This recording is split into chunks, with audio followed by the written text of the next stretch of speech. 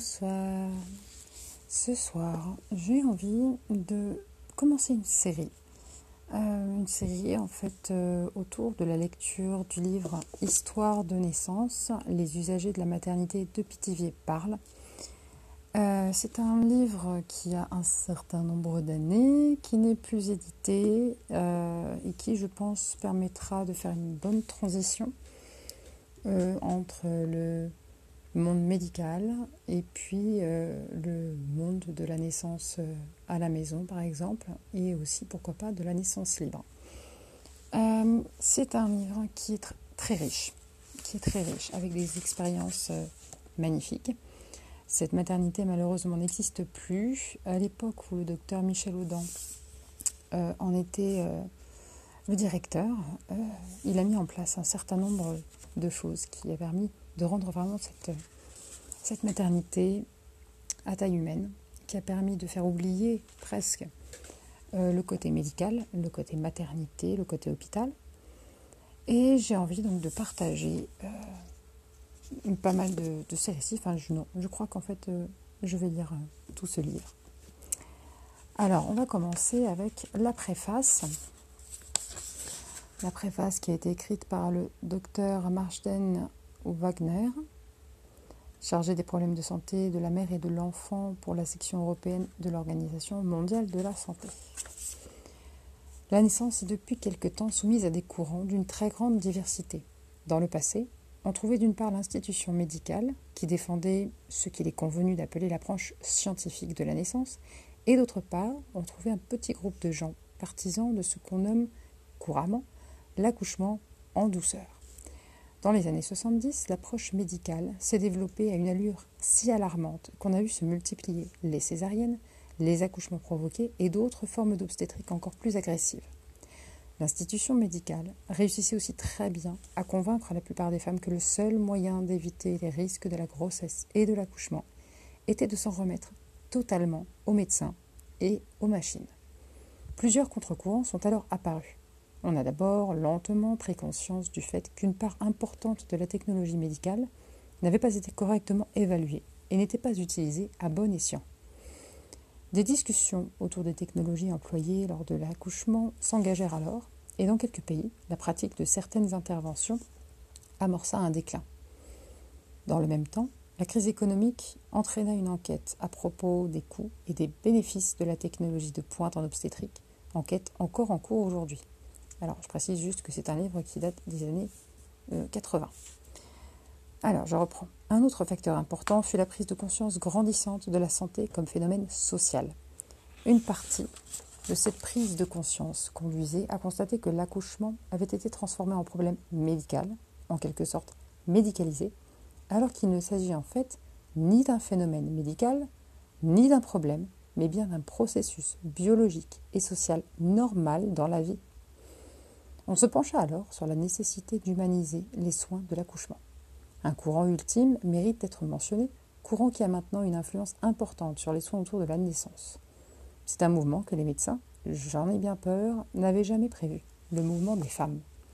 Le mouvement des femmes a dû traverser une période où il s'est écarté de toutes les tâches traditionnelles de la femme, et ce n'est que vers 1980 que les femmes ont réalisé le pouvoir qui réside dans la faculté qu'elles ont de donner la vie, et à quel point ce pouvoir est une source d'énergie, de respect de soi, d'accomplissement et de pouvoir.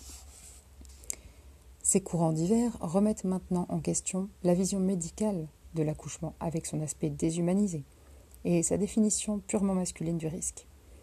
De nouveaux types d'assistance au cours de la grossesse et de l'accouchement se développent à travers l'Europe et l'Amérique du Nord.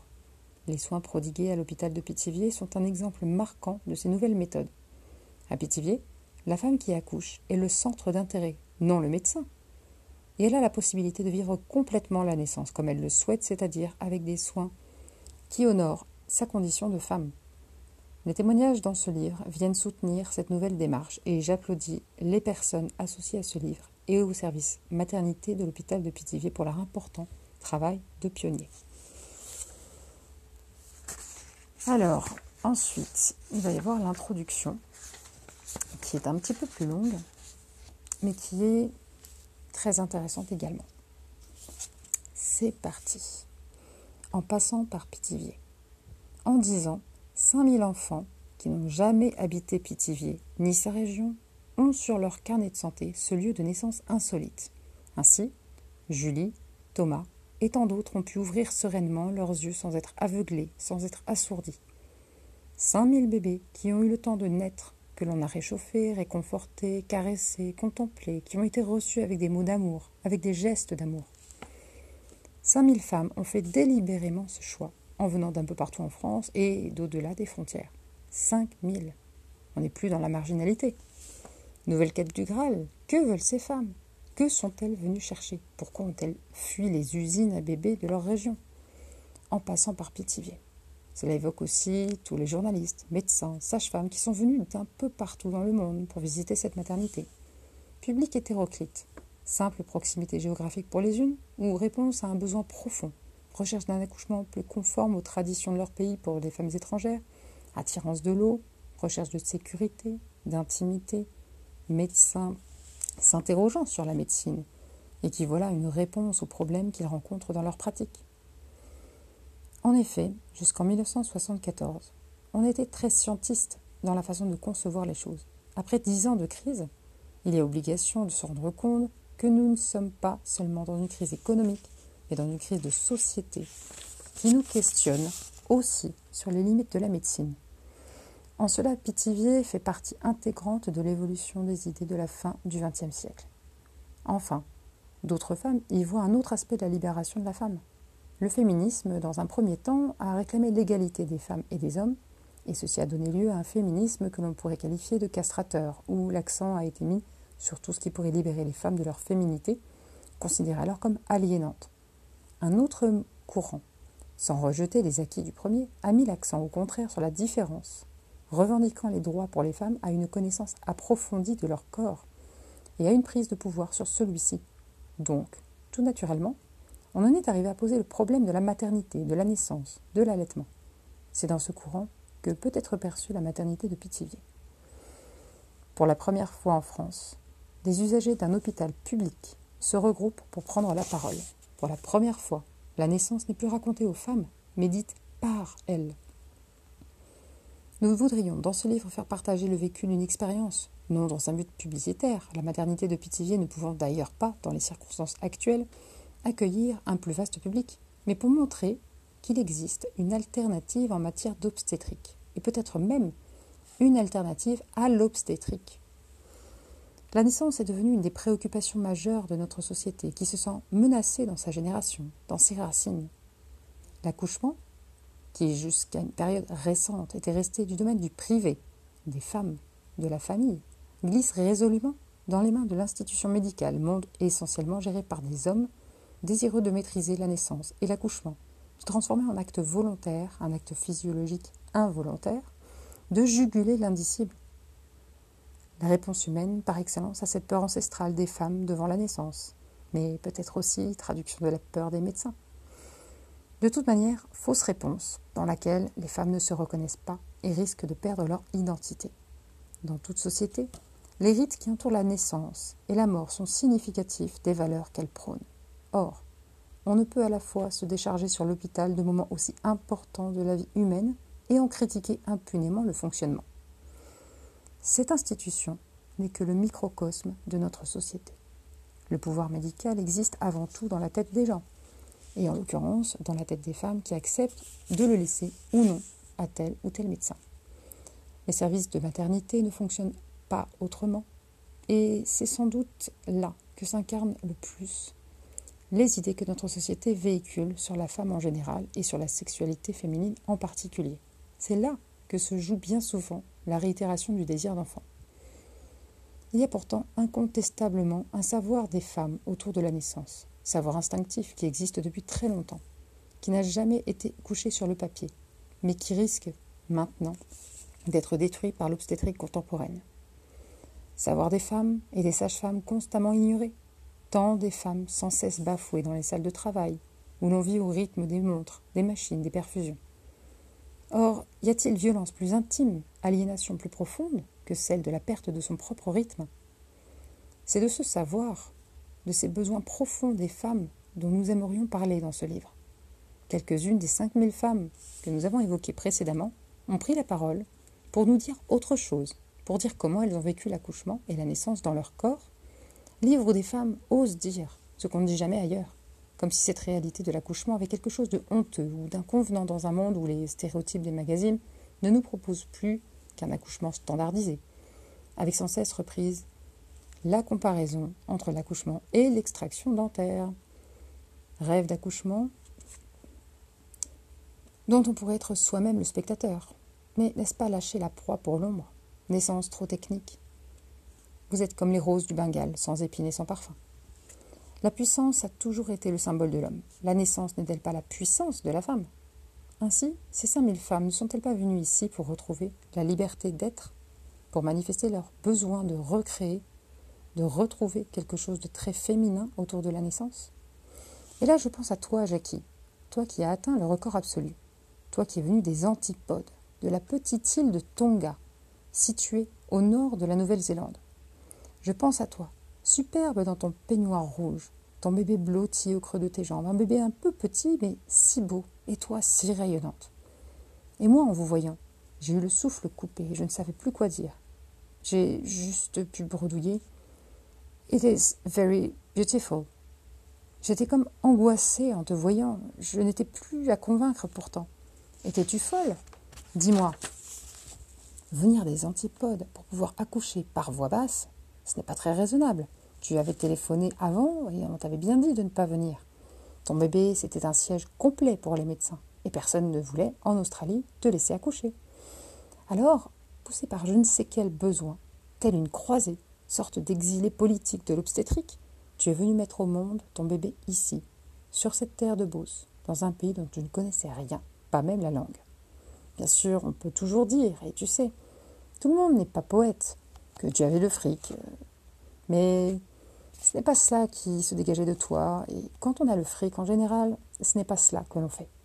Tu étais là, seul, le père du bébé ne semblait plus faire partie de ta vie, folle démarche de liberté, superbe maternité volontaire. Oui, je sais, ton histoire fait très folklore, mais pour moi, tu es plus que cela, car vous êtes nombreuses à être venues d'ailleurs, et beaucoup pour échapper à la césarienne, ailleurs programmée. Alors, Jackie, ton épopée n'est qu'un symbole, et tel le poète, tu nous poses la vraie question. Plus près de nous, ton histoire c'est aussi celle de ces Marocaines d'Orléans, qui savent qu'à Pithiviers, elles n'auront pas systématiquement une autre césarienne, qu'elles seront respectées dans leur culture, et ces femmes se le disent entre elles.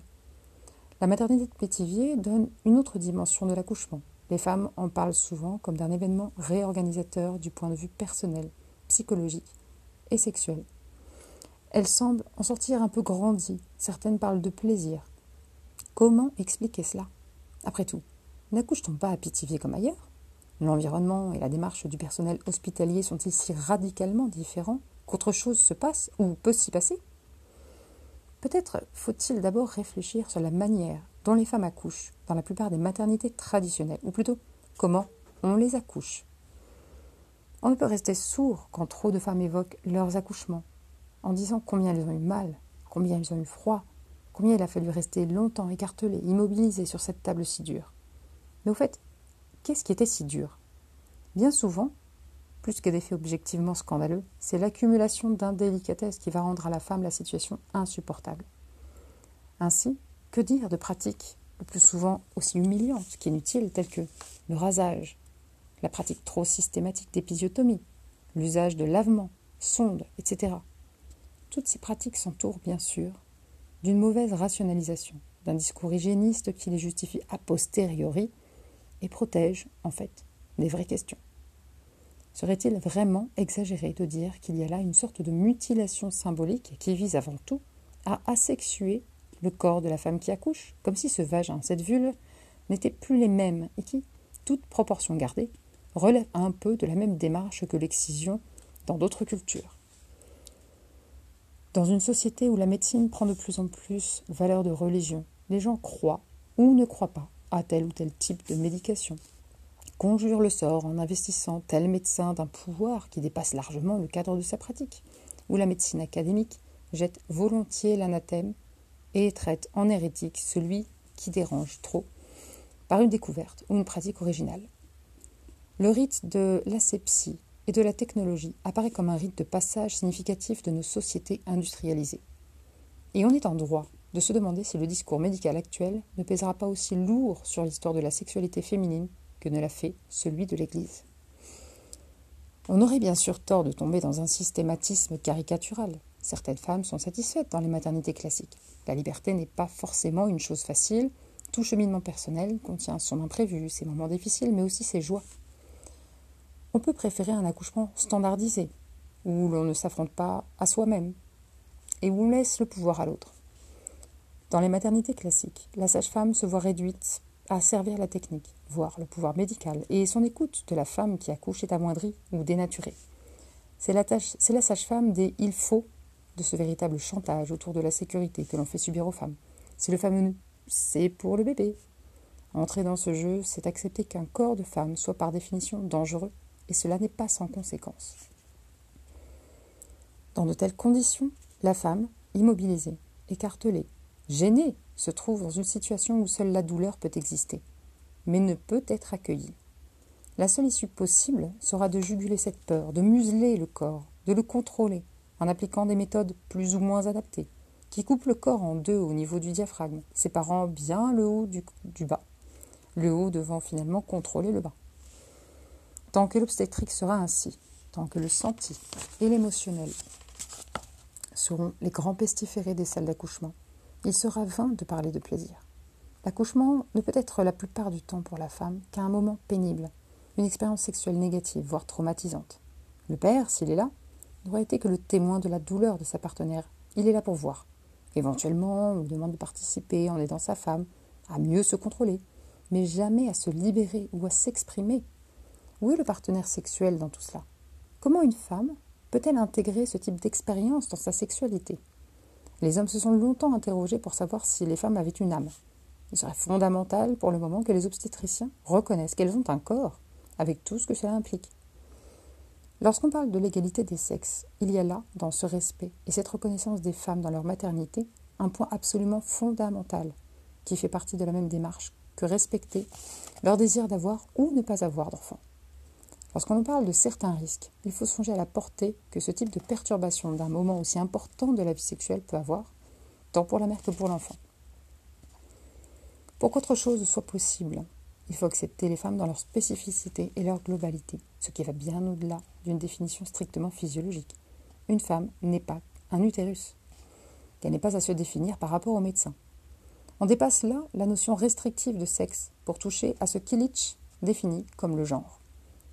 Il faut que le rapport au pouvoir médical soit différent, qu'il y ait place pour la tendresse dans l'institution. Dans leurs témoignages, les femmes qui ont accouché à Pithiviers nous font partager les souvenirs euphoriques de leurs accouchements. Ceci ne signifie pas forcément qu'il n'y a pas eu de moments pénibles. Il serait en effet illusoire de nier la douleur de la parturition. Il ne s'agit pas non plus de faire l'apologie de la douleur ou du risque, mais un autre climat a rendu l'expérience positive. À Pithiviers, les femmes trouvent dans leur corps le moyen de faire avec cette douleur, parce qu'elles gardent la liberté de sentir, de bouger, de s'exprimer. Tout est fait pour que l'accouchement garde sa dimension d'acte d'amour, car c'est bien quelque chose de physique qui se passe entre la mère et l'enfant, expérience sensuelle entre elle et lui. S'ouvrir pour laisser passer ce corps si chaud, si gluant, c'est s'ouvrir à la vie, c'est perdre tout contrôle, c'est échapper au rationnel. Moment de perte d'identité du devenant mère, l'intellect n'y peut plus rien. Nous ne sommes plus que ce corps à corps. Aucune femme ne peut dire ce qu'elle sera pendant l'accouchement. Les pères ne reconnaissent plus leurs femmes. Nous-mêmes, nous ne nous reconnaissons plus. Accoucher, ce n'est plus avoir de marge entre notre émotion et le vécu physique de cette émotion. À Pithiviers, nous pouvons sortir de notre réserve, de notre bonne éducation, parce que nous ne nous heurtons à aucun regard, à aucun voyeurisme qui pourrait nous renvoyer des comportements plus culturels. Les femmes osent crier, choisir telle ou telle position, mais le problème d'oser n'existe pas. Chaque accouchement devient une aventure, le plaisir devient possible, plaisir de la mère, mais aussi plaisir de l'enfant que l'on introduit immédiatement dans un monde fait de sensualité. L'accouchement n'est autre que le palimpseste de notre propre histoire sexuelle. Il est l'histoire de nos mères et de leurs accouchements, de notre propre naissance. Mais accoucher à Pithiviers, c'est aussi réécrire notre histoire, c'est écrire celle de nos filles et de nos fils. Faire naître nos enfants autrement, c'est leur transmettre autre chose du vécu de la sexualité. Ce n'est pas avec une éducation sexuelle dogmatique que nous libérerons nos fils et nos filles. Ce n'est pas parce que nous leur dirons, mais parce qu'ils sentiront. Nous n'affirmerons pas notre égalité vis-à-vis des hommes par l'unique biais de discours militants. Mais lorsque les petits garçons sentiront que leurs mères sont heureuses dans leur corps, heureuses d'être femmes, alors peut-être perdront-ils quelque chose de cette défiance, de cette vieille peur de l'autre sexe. Emma Goldman disait « La liberté de la femme s'étendra jusqu'où s'étendra son pouvoir de se libérer elle-même. » Accoucher à Pithiviers, c'est un peu se libérer soi-même. Des femmes, des couples, ont donc voulu se réapproprier la naissance, vivre autre chose, et ils nous en parlent. Ce livre est une œuvre collective émanant de l'Association des usagers de la maternité de Pithiviers. Émergence d'une parole d'usager, fait nouveau. Discours nouveau sur l'accouchement, mais aussi phénomène irrévocable. Un peu partout en France, des mouvements d'usagers se créent dans le but d'améliorer les conditions de la naissance. Une fédération des associations d'usagers de la naissance a été créée récemment, la FNAUCN. Tous les textes de cet ouvrage ont été écrits par des personnes qui se sont impliquées physiquement dans la naissance. Là par contre, oui, je sais qu'il me manque une page, du coup je ne peux pas terminer cette introduction. Voilà, mais juste pour faire un petit parallèle avec la situation actuelle, on voit que malheureusement les choses ont assez peu évolué au niveau des maternités. Prochain podcast, eh bien on va rentrer dans le vif du sujet avec le témoignage d'Hélène. À très vite.